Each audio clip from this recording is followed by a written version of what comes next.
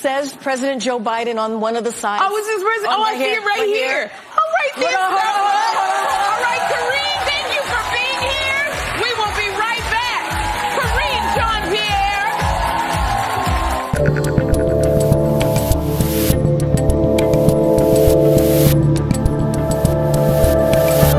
Some people watch that garbage. You people watch the Rubin Report, hosted by Dave Rubin. That's me. It's April 24th in the year 2024. We are live streaming on Rumble, YouTube, and Locals. And fear not, you're not having any sort of medical condition. You didn't have a stroke. Your screen is not screwed up. I am a little bit lower on set today because we are set up for a live sit-down we're doing in here in an hour or two with Tulsi Gabbard, who I'm super excited to talk to, again, especially in person. Obviously, a lot of chatter about maybe a VP situation with her and Trump. She very publicly left the Democrats. I'm always focused on the sane libs, which will kind of be part of the theme for today's show. So anyway, we already set up for the in-person sit-down, so I'm a little lower on set today. You have nothing to worry about. And before we get to the theme, we went through some numbers yesterday, and we've been really, I'm very proud to say, we've been crushing it across the board. We had something like 50 million views on YouTube last month, like 20 million on Rumble. The audio podcast is blown up. We crossed 1 billion views, all good stuff. And I'm not saying that to pat myself on the back. I think a little sanity goes a long way these days, and I thank and credit you guys for that. But as we were going through the numbers, Phoenix pointed out to me that 66% of you, 66.2% of you who watch this show on YouTube are not subscribed to the channel. And we would like to adjust that. So there is a subscription button right there. You don't have to pay a dime to click it. If you click it, then you have a better chance of seeing our videos. And our goal in the next 90 days is to get to 50%. 50% subscribers, 50% new people. It's actually great that so many new people are coming on board. I love that. But we'd love the base of the base to be subscribed. So please jump on board over there. And of course, as always, if you really want to support the show and throw in a couple bucks and keep us independent, rubinreport.locals.com. And one other thing before I get to the program, you know, yesterday was a wacky show. I think it might have been the wackiest, sort of zaniest show we've ever done. I really was like frustrated as all hell with what's going on in the world, and showing the clips of these ridiculous politicians and these insane woke protesters and all of the Hamas stuff. And it came to the backdrop of doing the Passover Seder the night before, where, you know, we're telling this story of slavery to freedom, and the fact that, you know, things like the 10 plagues and Moses splitting the sea actually makes more sense, I think, quite literally, than what is going on today. And I dropped a lot of F-bombs. I think we set a record on that. And many of you, I checked the comments across platforms yesterday, many of you seemed to feel it was very cathartic for you as well. Anyway, I think today will be a bit more of a traditional show. We will see. We're going to start with some stuff related to Elon Musk, who is just squarely still in this free speech fight. And a guy who I often play clips of, Morgan Freeman, Hollywood actor Morgan Freeman, a guy who got out of Shawshank, which was not an easy thing to do. And let's start with him talking about his feelings about Elon Musk. I'm a huge fan of Elon Musk's, and I think he's got the most incredibly forward-thinking ideas about where we can go technologically. He's, you know, what he's done is nobody else has ever done. He's landed a rocket ship, so it's reusable. What a feat that is.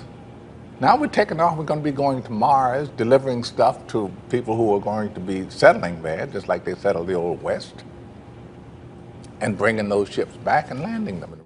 All right, so I know you guys know all the cool things that Elon has done, and the Tesla and Neuralink, and they've got literally paraplegics that can play chess with their mind right now. Like, there's so many amazing things the guy's done, building the underground tunnels, all of the stuff. You guys get that. And I don't think it's that important, actually, every time a Hollywood celebrity says something to point to them. However, what I really think could be happening right now is that we are on the precipice, I think, of actually having a renaissance in this country. Everyone agrees with well, not everyone agrees. Most of us that are sane, and I do believe that it is most of us, actually, it is still the majority of us, see that the woke thing has gone completely crazy. Now, it's going to keep going crazy, right? It doesn't have the self-correcting mechanism to fix itself. So it's going to keep going bananas, and the right's got some problems, but there's this huge swath of us that sit somewhere probably between, I don't know, say a Morgan Freeman, who's mostly a Hollywood lefty, and Elon Musk, who is the Renaissance man of our time. And if we can put that whole group of people together, I think that is the road to an America in the future that looks good. It's going to take some more good libs breaking and the rest of it. You guys get all that. Elon Musk saw that post and he shared it because, you know, it's sometimes nice to say nice things about people who say nice things about you. He wrote Morgan Freeman is awesome, but I want to now show you one other clip. You've seen, this is a compilation that we created. First, we're going to start, remember a couple weeks ago when Don Lemon did that absolutely terrible hatchet job on Elon. Elon talking about how do we get past racism. And then we clipped that with an old interview that Morgan Freeman did on 60 Minutes from about 15 years ago, talking about what the real solution is to racism. And I think you will see this is the key to getting out of the thing we are stuck in at the moment.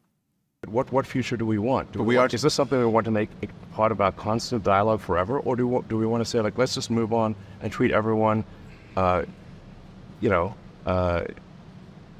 according to just who they are as an individual? I agree with you with that. That's the ideal. But what the evidence shows is that that's not what's actually in practice. I think we're doing better than anywhere else. That's true. I agree with that. But that doesn't mean anything. That doesn't mean a lot to a whole lot of people who aren't able to take advantage of the opportunities that you were able to take advantage of, simply because of the color of your skin. Do you think that race plays a part in wealth distribution, or either a mindset that you can't Today? or cannot? Yeah. No. You don't? No, I don't. You and I, we're proof. Why would race have anything to do with it? Put your mind to what you want to do and go for that. You know, I said, and it's probably get me in trouble, but I said to some of my colleagues recently, so I know that it's an issue, but it seems like every single day on television I'm talking about race, and it's because of the news cycle, it's in the news, but sometimes I get so tired of talking about it, I want to just go, this is over, can we move on? And if you talk about it, it exists. Right. Yeah. It's not like it exists and we refuse to talk about it, but making it a bigger issue than it needs to be is proper.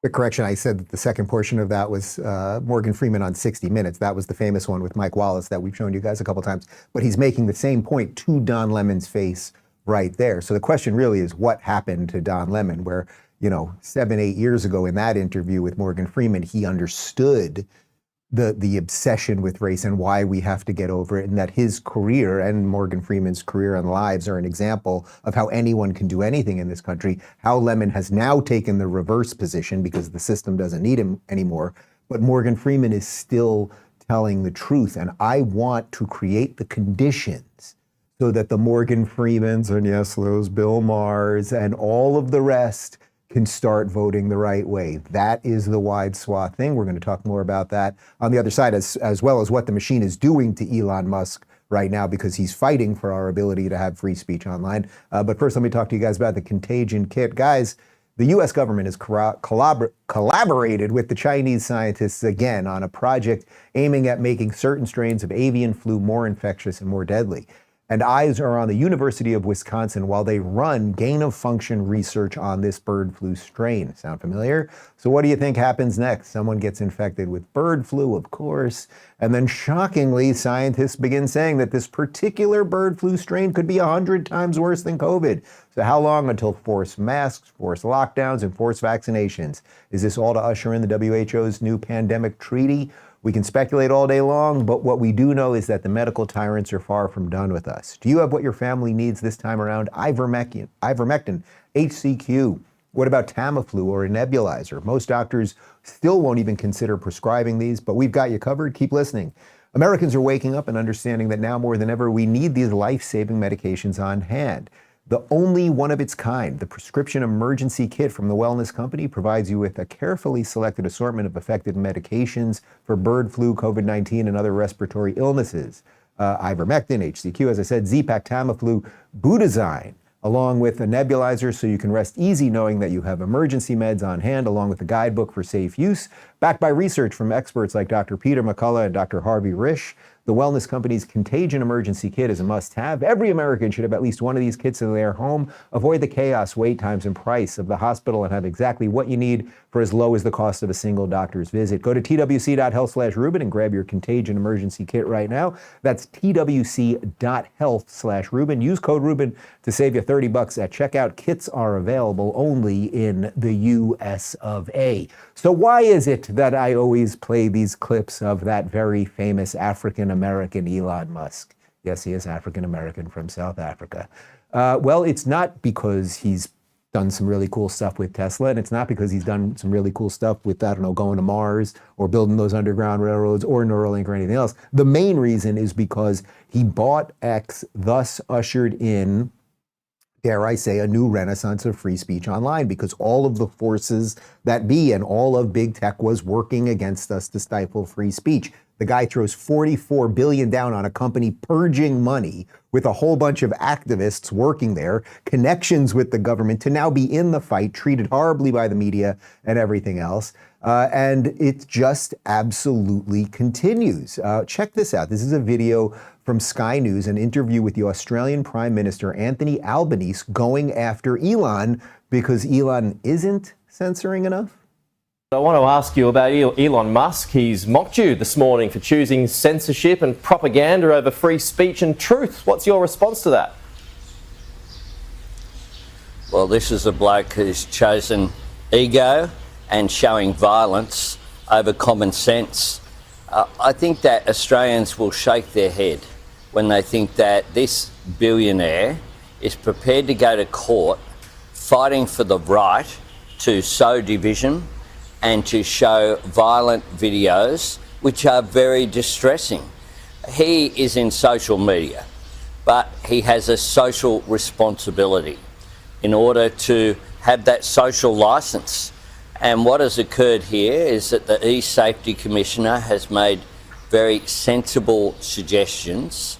Other social media companies have complied without complaint.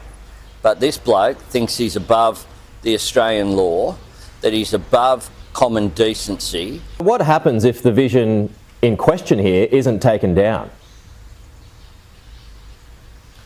Well, of course, there is a court order has been put in place. It's a sensible proposition. No one is above the law. Not Elon Musk, not any Australian citizen. When it comes to operating here in Australia. Guys, the Australian government just has sensible suggestions, just like when they had some of the most Orwellian and authoritarian lockdowns during COVID. They were suggestions, but if you kind of don't do them, they might have to arrest you, might have to take you away from your family. By the way, Elon Musk is above Australian law in that he is not a citizen of Australia. Twitter is not an Australian company. Now, I understand they may have offices there and they may operate there, in that Australians obviously are on Twitter, X.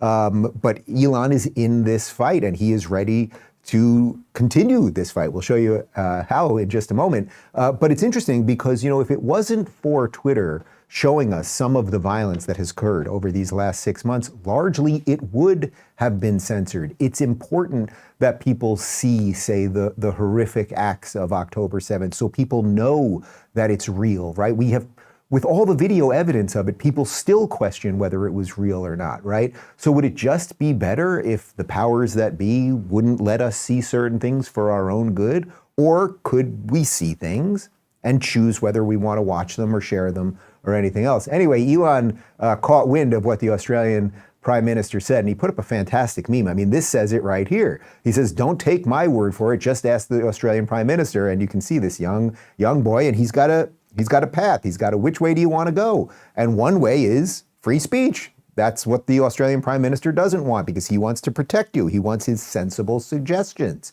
which is also known as what you could do on the right side of that, censorship and propaganda, which is why the Australian Prime Minister isn't pissed at YouTube, which obviously censors, and why some of you don't see my videos for weeks. We see that all the time. We hear that all the time. Or Instagram or Facebook or TikTok, which we'll get to in a moment, et cetera, et cetera. So that really is it. I want to flash to one other thing we have a couple other things about Elon, but one more video right here, which is, this was about a week before October 7th. And I mention that because he's on stage with Benjamin Netanyahu. I think this was in Austin, Texas, after they had visited the Tesla factory.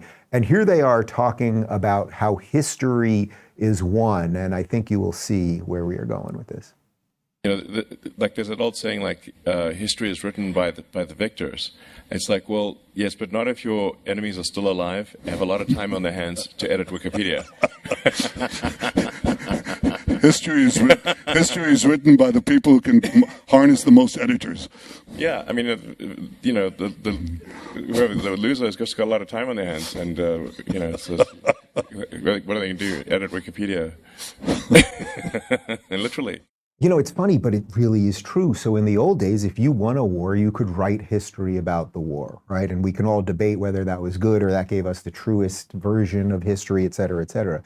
But now, it's not that you can just win a war, an ideological war or a physical war. You also have to win the war on Wikipedia. You have to win the algorithm war. You have to win the big tech war. Otherwise, nobody will even see that a victory has actually been accomplished.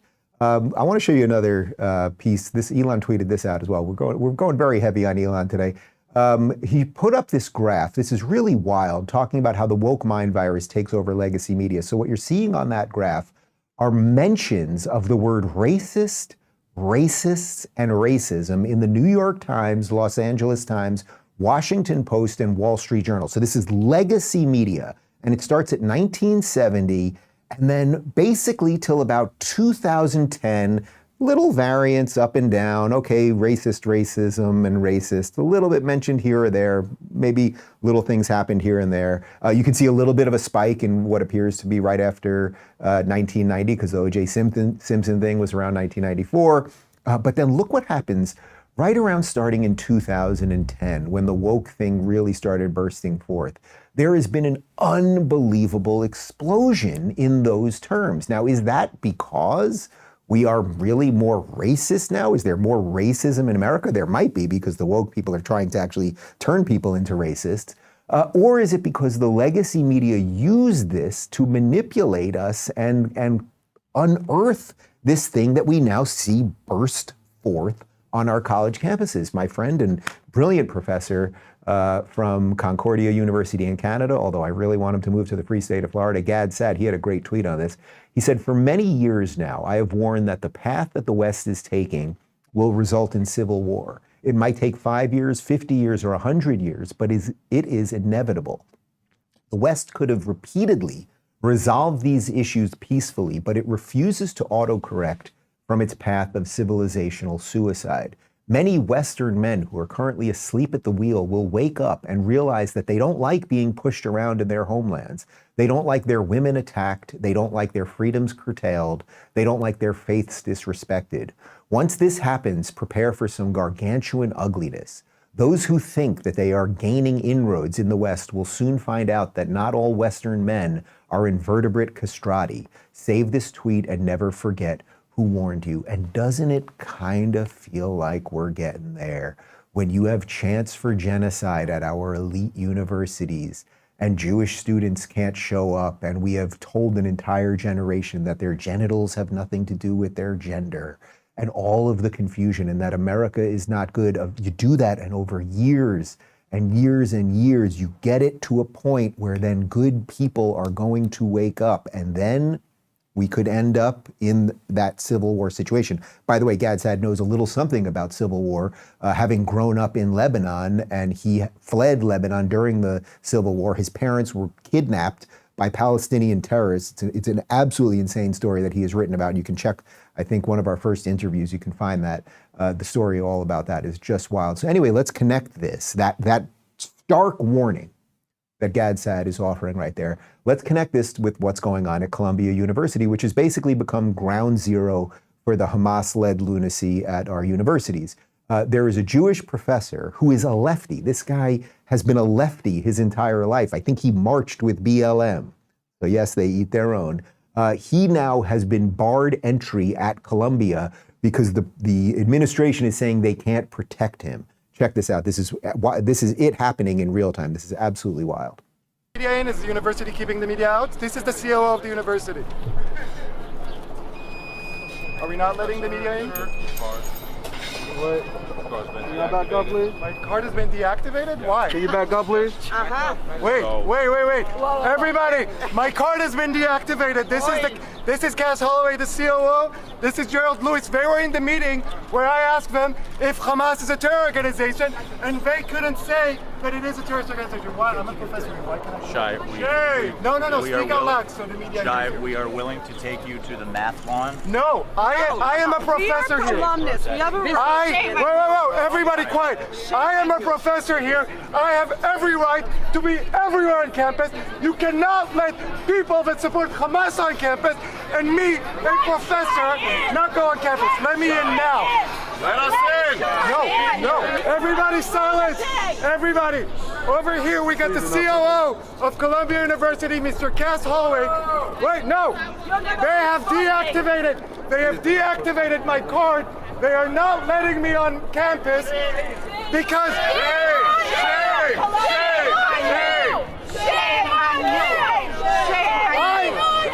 I have not just a civil right as a Jewish person to be on campus. I have a right as a professor employed by the university to be on campus. They deactivated my card. These are 5 lawsuits happening, but we don't want to sue. We just want to be Jewish in public. Let us in. Okay, so understand what's going on here. This guy has every right to be on that campus right now. He is a professor on that campus. He was not instigating violence or calling for genocide or anything else, which is happening on that campus, quite literally at this very second, I have no doubt. And the COO of the university decided to not let him in. He basically, you could hear him sort of whisper there, oh, we'll escort you to one area. But he has every right, like every other professor, to be in any other area. And if the idea is, oh, we're watching out for you because they might kill you, then is the problem him, the professor, or is the problem the Hamasniks that you guys have taught and brainwashed into this evil ideology? I think you guys know the answer to that. I want to show you a clip from Jordan Peterson, because one of the things that he did quite often when we were on tour together, Jordan would ask the crowd, how many of you would be Nazis? And of course, nobody raises their hand. Nobody thinks that, oh, if this was 1930s Germany, I would be a Nazi. And it's not that every Nazi exterminated people, right? It's not that every Nazi killed Jews or gypsies or anyone else. It's that people just kind of went along with things. And I would liken that to the COO of Columbia right there. First off, he apparently won't say that Hamas is a terrorist organization, so that you have that in and of itself. But here he is sort of acting in coordination with them. So we'll keep the Jew off campus so that, the crazy people can run the asylum. And I think you will understand how Jordan laid this out when he would often ask this question. It wasn't only stupid people who got tangled up in this. It was pretty much everybody who got tangled up in it. And one of the things you might think about, and this is worth thinking about, is that if you were there, for any one of you, there's a 90% chance that you would have got tangled up in it. You wouldn't have been the person who rescued the gypsies. It's like, forget that. It's like, unless you think that, you're heroic far beyond the average, and I would be very, very careful about assuming that. You could assume instead that you would have been swept along with the crowd just like everyone else, because everyone else was. And there's some indication, there's some individual responsibility for that, of some indeterminate nature. Like, if you live in a country where everyone's turned into a fascist murderer, like, is that your fault? Well, it's not obvious that an individual should be held responsible for the actions of an entire country, but then again, the country's made up of individuals, so it's a very difficult problem to solve. And one of the tenets of Western law is that you don't hold an individual responsible for the actions of the group, even if he or she happens to be a member, willingly or unwillingly, of that group. And it's not just a few people that are like that. And we found out from the Stanford prison experiment, which every psychologist likes to think of as immoral, because we actually discovered something with it, that if you gave ordinary people the opportunity to be fascist barbarians, in 6 days, 30% of them would be. Ordinary people can do horrible things. And guess what? Most of the German citizens in the 1920s and 1930s were ordinary people, and they got caught up in a radical, evil ideology. Do you think that's kind of a little bit of what might be happening right now? And that COO right there of Columbia, like, he's saying, I will side with the bad guys. I will not allow a professor who has it doesn't even matter the professor's religion or anything else. He's a professor at this university. We are not letting him on campus because we can't protect him. Like, that doesn't mean you're exactly the Nazi, but you're circling around it. If you don't think that what's going on at Columbia has gone completely insane, well, as of yesterday, I think we found this out just before we did our live stream, they are no longer having in-class classes on the campus. Here's a tweet from Colin Rugg. Columbia University has announced classes will be remote for the rest of the year as anti-Israel protests rock the school. There are now growing calls for tuition refunds for the $70,000 a year college that now has practically turned into an online school. So they are shutting down the campus. The campus has been taken over by Hamas supporters. And yes, they are Hamas supporters. They are terror supporters, right? There's only one solution, river to the sea, all of that stuff. There's nobody out there with the sign, Hamas bad, guys. I'm pro-Palestinian, free the Palestinians from Hamas. So they're going all in on that. And I am incredibly sympathetic to that average student. Forget religion. He doesn't have to be Jewish. He doesn't have to be anything else. Imagine you're just some kid who accomplished your dream. You worked hard your entire life to get to Columbia, one of the greatest places of higher education, supposedly, in the country. And now you cannot go to school at Columbia because a bunch of Hamas supporters have taken over the campus. And the administrators have acted sort of in concert with the modern Nazis by not stepping up and being adults and kicking them off campus and saying you cannot do that here. And by the way, it is all unbelievably coordinated and well-funded, just like BLM is. This is just BLM unmasked, although ironically they're all wearing masks. Check this out. This is from a random Twitter account called Strawman, but I thought they really nailed it.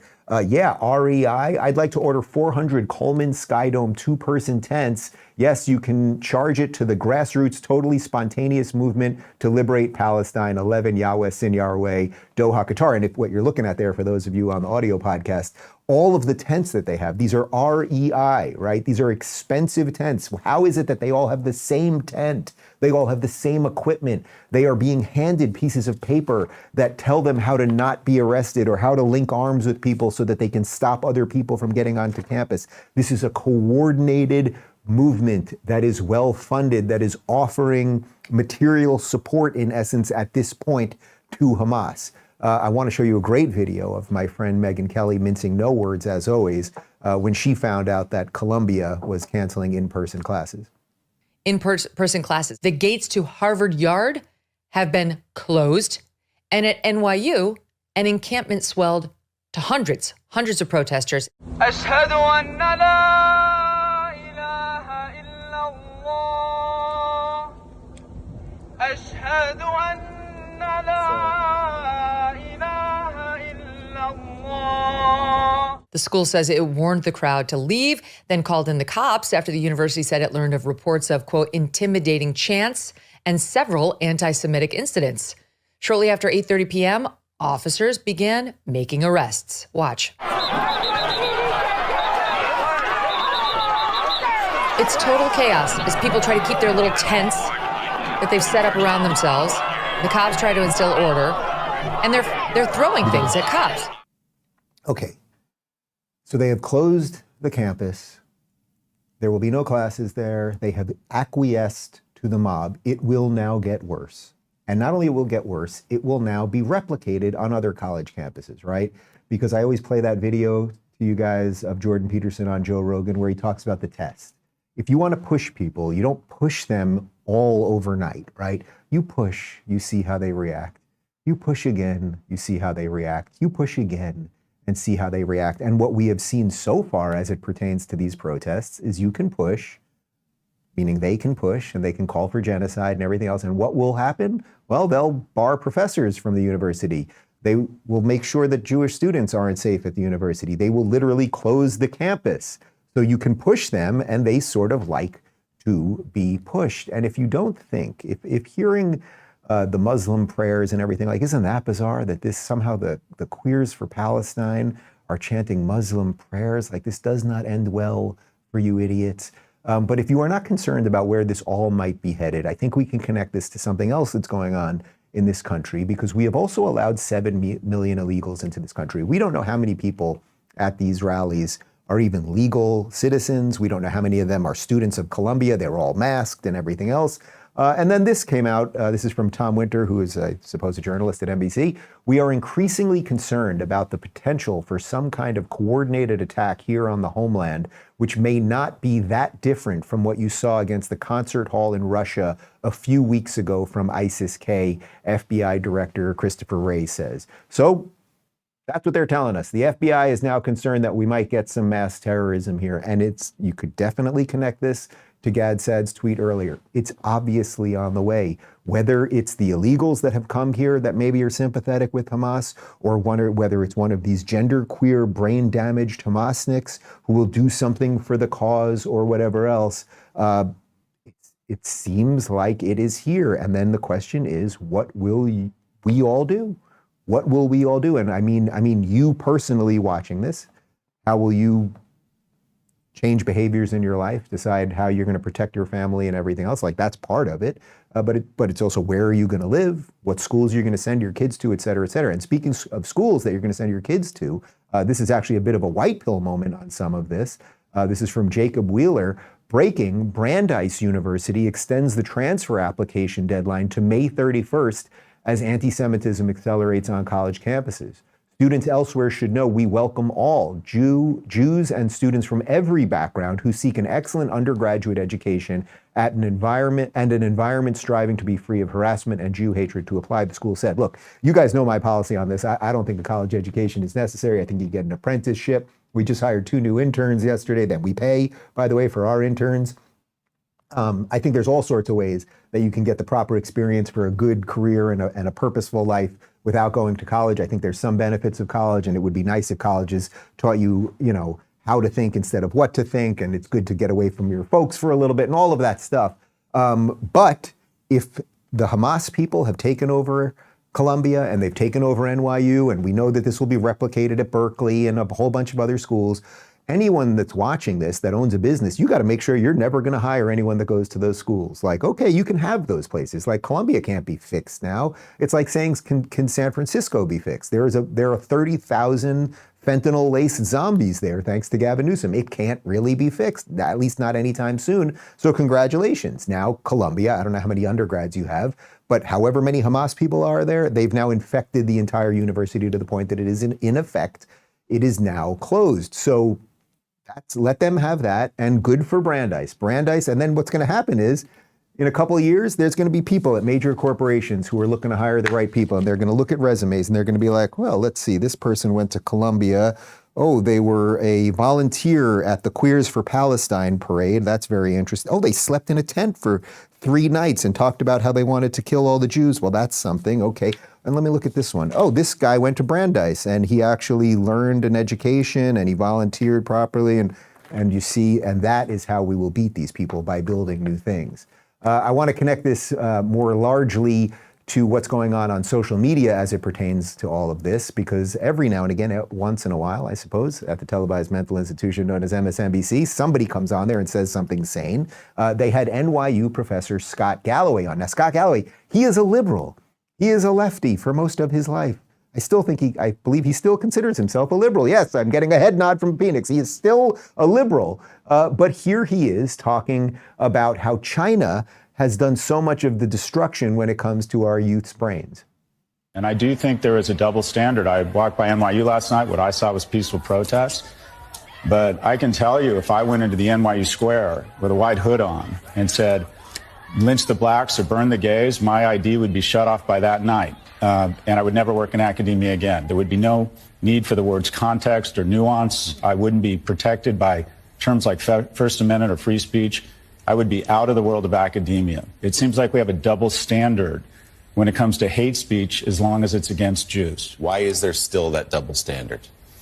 I think it's complicated. I think, one, young people have a healthy gag reflex on what people our age think. And I think that's healthy. Two, I don't think Israel has draped itself in glory over the last 20 or 30 years. They've shifted from being kind of the David to the Goliath.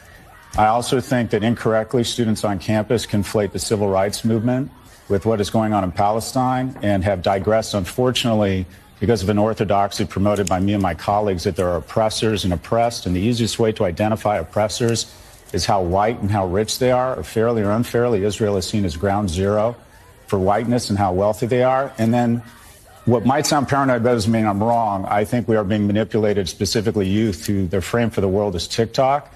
And if you look at TikTok, there are 52 videos that are pro-Hamas or pro-Palestinian for every one served on Israel. I think that we are being manipulated. I think Americans are easier to fool than convinced they've been fooled. But if I were the CCP, I'd be doing exactly the same thing. I think social media is sowing division and polarization. All right. I don't even agree with everything he says there. And as I said, he still considers himself a liberal. We're working on doing a sit down with him because I think there's a lot to talk about.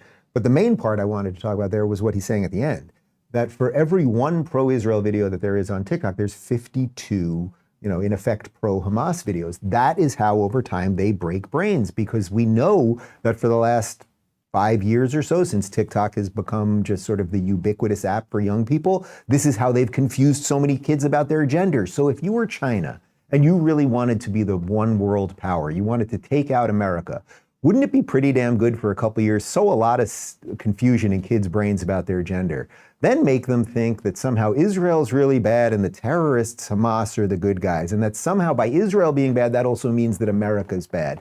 Then help them instigate protests at universities and more just chaos, general chaos, groups of people that can shut down roads and bridges and airports and everything else. So there's another layer of a war going on here. There's an information war, and then there's literally a geopolitical war here that is going on sort of, I guess, in the metasphere with us and China. I want to show you one more clip of that. Of Scott Galloway on MSNBC.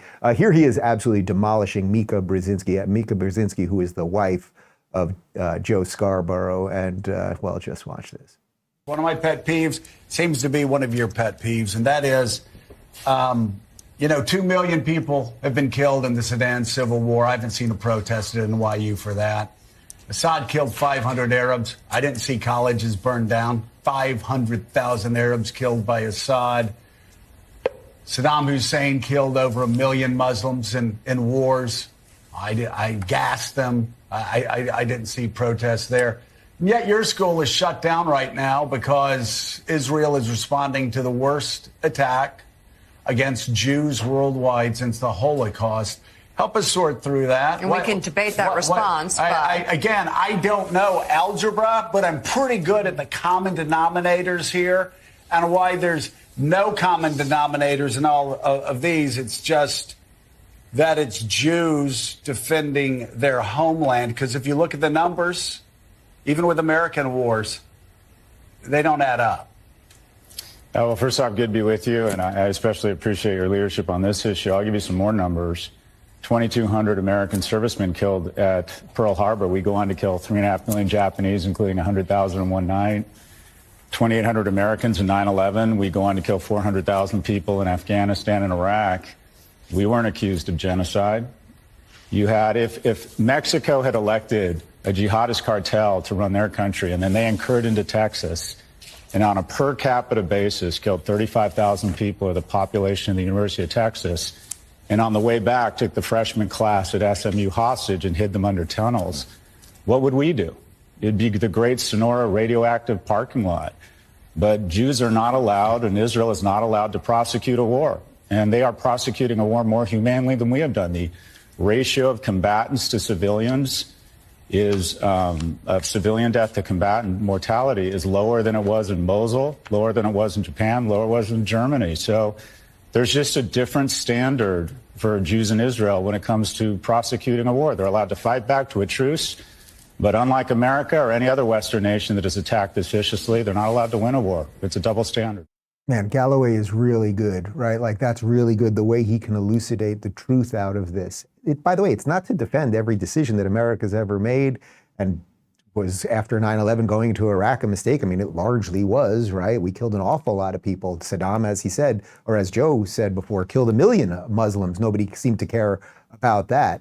But there's only one country on earth that is somehow not allowed to win a war, and that when they defend themselves, they are then told that they are the bad guys. The reason I said that that was a destruction of Mika is because as Joe Scarborough, who's having like a moment of lucidity, he's been somewhat decent on this issue, as he's laying out a really good question, like what is really going on here with this hypocrisy as it pertains to Israel, then Mika's like, and we can debate their response and blah, blah, blah. And it's like, shut up, bitch. Anyway, see, that was the one leftover from yesterday. Okay, I'm okay now. Anyway, I'm always talking about the sane libs and what do we do with the sane libs and how can we wake the sane libs up? Well, my favorite sane lib at the moment is a man who had literal brain damage 6 months ago. And of course, I'm talking about John Fetterman. And as his brain has healed, he has become sane and thoughtful and now really one of the few moderates in the Democrat Party. Here he is talking about how civility is not working as it pertains to these Hamas protesters. But it is not appropriate or legal, or it's helpful to advance your argument if you show up in a Starbucks with a bullhorn and start yelling at people, and that doesn't make you noble, it just makes you an asshole. It's very American to protest and to do that in the appropriate way. Then I absolutely support that. I'm not suggesting that you have to agree with my view, but it's just saying it doesn't really allow you to disrupt lives and to inflict those kinds of damages on people that are just trying to get on with their lives. So there you have a guy in a hoodie who, again, had serious medical issues and was having trouble stringing sentences together. And I made an awful lot of fun of him, and I'm somewhat sorry about it, when he was running for Senate. There he is making sense. You bust into Starbucks and you start screaming at people. There was this video going around yesterday of some crazed activist getting in Alec Baldwin's face, demanding that he say free Palestine while he's at Starbucks.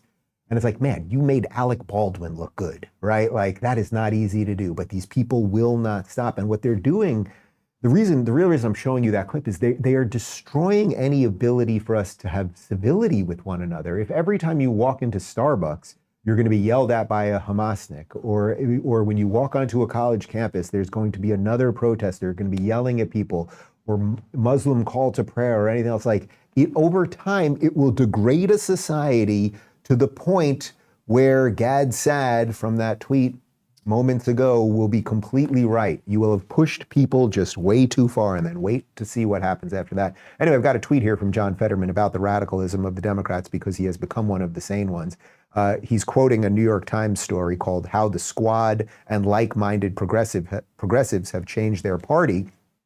And he writes, the Democrats who are now openly talking about putting conditions on aid to Israel are hardly on the fringe. That's a quote from the article itself. He writes, count the Dem votes against Israel. That's the fringe, and that's how many votes they got. I'm A with no conditions for Israel and $9 billion in Palestinian aid. Now, interestingly, the author of that article is Mara Gay, unrelated to Claudine Gay, who, as far as I know, who is the former president of Harvard, who has now kept her $900,000 teaching gig over there, despite her absolute lunacy. But Mara Gay once wrote a piece in the New York Times about how Dave Rubin regularly hosts white supremacists on the Dave Rubin Show, a show that doesn't exist. And as far as I know, I've never hosted a white supremacist, but that's what you get out of the New York Times. Anyway, the reason I'm showing you all of that is because we've got to get these people there. I think Fetterman, it's sort of what I said about RFK at the beginning, right? I said, RFK, I don't know if you're going to be a Republican by the end, but I don't think you're going to be a Democrat. And my guess is John Fetterman is going to have a very public breakup with the Democrat Party. I don't know when, but I bet it's coming. And interestingly, I've got her book right there. It's just out of arm's reach. But Tulsi Gabbard, who will be sitting in here this afternoon, is another sane liberal, not lunatic lefty, who just wrote a book. It's called For Love of Country. What does it say? Leave the Democratic Party behind. Pretty clean and clear on what she's going for there. And I would say this Scott Galloway, professor, he's probably on his way out. A guy like Elon is already out the door. Morgan Freeman's probably on the way out. Many more. So we've got to get them. And the reason we've got to get them, now I'll connect it to what's going on sort of politically at the moment, is because we have an election problem right now. Check this out. Because, we're still going through the primary process, even though obviously Donald Trump is the presumptive nominee and Joe Biden's the presumptive nominee. But look at this. Nikki Haley got nearly 17% of the vote in yesterday's Republican primary in Pennsylvania, 6 weeks after she quit the race This is a huge red flag for the Trump campaign in a battleground state. Many Republicans will never vote for Donald Trump. That's just a random Twitter account called Republicans Against Trump. But the point is that Nikki Haley, who dropped out, she's been out for over a month. 16% of the people in Pennsylvania that voted in the primary, over 150,000 people, they voted for her. So that means they didn't want to vote for Donald Trump, and instead of just not even showing up, they actually went to the polling place to vote for Nikki Haley, who they knew had no chance.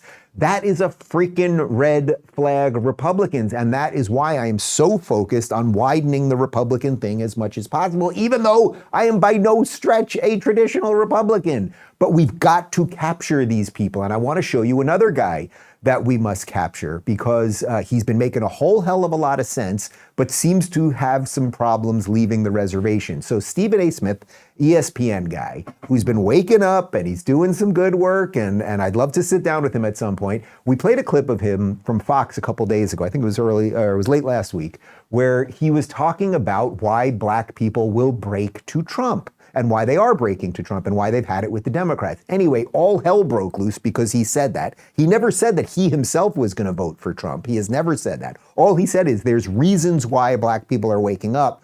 Well, the mob went after him, and Stephen A., who has made great strides in this, here he is giving an apology. And you never, Stephen, if you're watching, you never apologize to the mob when you have nothing to apologize for. But he did. I wanted to touch on something that I made news about just a few days ago. Let me say this, ladies and gentlemen. Accountability is where everything needs to begin in this world. It's something I say quite often. I certainly never hesitate to hold folks accountable when mistakes or mishaps occur, so I'm certainly not about to run from it myself. I'm fully aware that I've been in the news over the last few days, paraded all over social media as well, after comments I made during my appearance on Fox News' Hannity last week with the one and only Sean Hannity himself. And I'm fully aware of the outcry that has ensued because of it. A lot of folks in Black America seem pretty pissed at me right now, from friends and loved ones to colleagues, contemporaries, and dare I say even the NAACP itself. Quite a few folks were put off, if not flat out offended, after my words were interpreted as associating support for Trump from the black community with all the legal issues he's facing. For that, I sincerely apologize. To be clear, my words were misconstrued. I'm stating right here for the record that my words were taken out of context, misrepresenting and depicting me in a way I found every bit as insulting and disrespectful as folks in Black America evidently felt about what they thought I said. But I'll own it anyway. Okay, so this is super interesting. And Stephen A., I'm not going after you here, and I'd love to sit down with you, but your words weren't misconstrued. All you did, you never said that you were going to vote for Trump. You just laid out how there are reasons that the black community might want to vote for Trump as it pertains to the economy and crime and drugs and everything else, right? So you never said you were going to vote for him. You laid out an honest case. Your words weren't misconstrued, but the machine went after you. And I guess maybe you haven't been awake long enough, not woke, I guess you haven't been awake long enough to understand you don't apologize when there is no reason to apologize. Now, interestingly, I'm going to show you one more clip for this, because moments later, he sort of retracts everything he says because he kind of knows that he didn't do anything wrong. The support he appears to be receiving in the polls was what was being discussed. 5 polls, count them, 5. Emerson, NBC News, Daily Kos, New York Times, and Rasmussen, all big national polls had Trump leading over the last few weeks.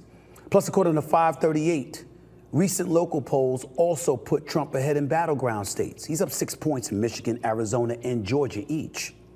Insofar as Trump gaining support in the black community, well, how about various publications with these headlines? The Chicago Tribune. This time, Trump really does seem to be making black voter inroads. Why? The Washington Post. Voters of color are shifting right. Are Democrats doomed? How about the New York Times? As black voters drift to Trump, Biden's allies say they have work to do. Axios wrote, big Biden bummer. New York Times Siena poll shows gaps with key demographic groups. Wall Street Journal. Biden loses support among black men. The Hill, Biden losing support among black voters in swing states. Why did I say all of that? Because I want to show you I didn't just open my mouth. I read, I listened, and I've seen a momentum shift, as we all have. Anywhere I appear, no matter my subjectivity relating to what I feel, is still going to be based on facts being presented into the stratosphere. So I'm showing you guys that for a reason, because I think we all know people like that. People who are getting there, then they get hit by the mob, and then they kind of go back and cower. And that's really unfortunate. And I suspect that Stephen A. Smith will get there. You know, I know everybody, okay, Bill Maher may never get there. I think Stephen A. may by election time. But if you really are paying attention to what he did there, he apologized for laying out why the black community might be breaking a bit more towards Trump. He says his words were misconstrued. And then in the second clip I showed you, he just completely lays out why his words were not misconstrued and that, in fact, there is a lot of evidence that black people are breaking towards Trump. It's okay, Stephen A. Like, the funny thing is, I haven't bent the knee in so long that I don't remember what that hostage situation is like, I suppose. You know what I mean? Like, I don't remember what it would be like. People say horrible things about me on Twitter all the time, like things you cannot imagine. Or in real life every now and again, not people never come up to me and say real things because they're always cowards behind screens. But I mean, people that I know every now and again will say something about what I'm doing and they don't like what I'm doing, you know, friends or family or whatever. But it's like to bend the knee to a group of people that would never grant you any grace. It just makes no sense. But I think you'll get there, Stephen A. So just put a pin in this one that I think you will see that offering the apology, it doesn't get you any cred. If anything, it erodes some cred with the new people that you're finding. I want to connect this to one more thing from Scott Galloway, Professor Scott Galloway over at NYU, because there is a reason all of this is happening. So many of our institutions, so much of our education, our culture has just failed young people. That is just true. That is unfortunate and true, and that's what we've got to fix. And because when you have a whole group of young people that think that America is systemically racist and that we're imperialist and colonialist and that their vaginas are penises and all that stuff, they start getting a little screwy in the head. And they, oh, by the way, and then you put them on SSRIs, so now they're drugged. You tell them that everyone's coming to shoot them, all of the stuff. That until we deal with how America has betrayed its youth, this stuff is going to continue. So in America, we've decided to try and create a super class of billionaires. And then if they win the gold medal, we're going to give them the silver and the bronze. Two biggest tax deductions, capital gains and mortgage interest. Who owns homes and stocks? People my age. Who doesn't know? Who rents and makes their money from current income? Young people. So we've decided that the wealthiest people in the world should get exceptionally more wealthy. Minimum wage stuck at $9.25. Stock market is screamed up. The average 70-year-old is 72% wealthier than they were 40 years ago. The average person under the age of 40 is 24% less wealthy. We are purposely transferring more wealth from the poor and middle class to the upper class to the super rich and from young to old. I think it all ties into what we're talking about on campuses. For the first time in our nation's history, a 30-year-old man or woman isn't doing as well as his or her parents were at 30. That is the social compact breaking down. People aged 30 to 34, 60% of them in 1990 had one child. Now it's 27%. People are opting out of America. They're not optimistic about it. They're not having kids. Young people aren't having sex. They're not meeting. They're not mating. The pool of emotionally and economically viable men shrinks every day, which lessens household formation. So we have a real issue. Young people are enraged. So it turns every cut, every movement into an opportunistic infection because, quite frankly, they are just pissed off.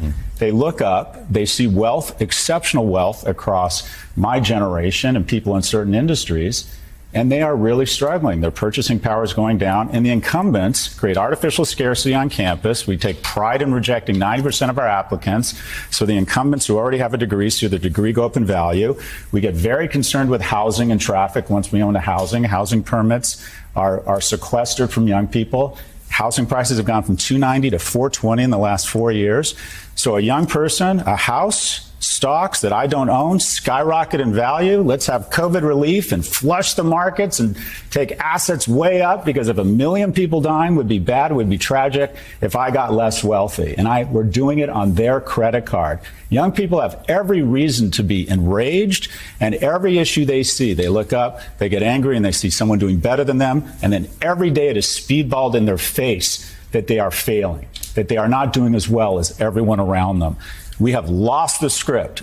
Our kids are more anxious, they're more depressed, they're more obese, they're more addicted, and we have made a purposeful decision to let this happen by ensuring the people around this table stay wealthy at the cost of young people. Isn't that something? Isn't that something? That is a liberal. I'm going to guess he's probably almost exclusively voted for Democrats. If we get him on the show, I'll ask him in person. But that is a liberal, a sane liberal, properly diagnosing the problem. That is pretty damn impressive, because they do still exist and we've got to get them. He's throwing out a lot of Jordan Peterson stuff. Look what we've done to young men, right? He's throwing a lot of conservative stuff out there. Look what we've done to the economy, right? So we can fix this and we can have this wide tent, but we have to give them an answer that makes sense. Otherwise, they will all end up in Hamas, literally or figuratively. They will literally end up in Hamas, or they will mentally end up in Hamas, in a place of just the sheer destruction of everything we know. And I'd like to end the show with my friend Konstantin Kisin, who gave a great speech just about that we better find that freaking alternative, or we will give them all away. Hello, and thank you. Alexander Solzhenitsyn once said that the strength or weakness of a society depends more on the level of its spiritual life than on its level of industrialization. If a nation's spiritual energies have been exhausted, he said, it will not be saved from collapse by the most perfect government structure or by any industrial development. A tree with a rotten core cannot stand. The moral of the story is the history of our civilization was not made by people who always got everything right. It was made by people who'd made mistakes too. It was made by people who dared to believe that they could solve the problems they faced. The story of the West is a story of audacity. The big debates of the last decade, the culture war, the polarization, are about one thing and one thing only: the future. There are people like us in this room who believe that our future is to be prosperous, powerful, and influential. We are the majority. But there are also some people whose brains have been broken by an excess of education, who believe that our history is evil, that we do not deserve to be great, we do not deserve to be powerful, that we must be punished for the sins of our ancestors. To them, our past is abominable, our present must be spent apologizing, and our future is managed decline. And finally, I say to our friends in politics, many of you here are conservatives. I'm not. I look terrible in tweed. That's why I identify as politically non-binary.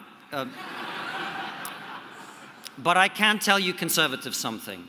You will never get young people to want to conserve a society and an economy that is not working for them. We will not overcome woke nihilism as long as young people are locked out of the housing market, unable to pair up, unable to have kids, unable to plan for the future. We are in the fight of our lives. And if courage means anything, it means doing the right thing and being willing to take the punishment if you have to. Let me say it again. All death is certain. We do not get to choose whether we live or die. We only get to choose whether we live before we die. Thank you very much. That's basically it, guys. Like, that's kind of it in a nutshell. Like, maybe we don't have all the answers, but I think the answers that we have and the basic truths that we have are a lot better than the alternative. But if we don't elucidate it, if we don't speak it, if we don't show it to young people, then they will be like, you know what, let's go to Colombia and burn this place down, and let's support people who would gladly behead us in other circumstances and everything else. So that's the opportunity for us, and I think we've got it.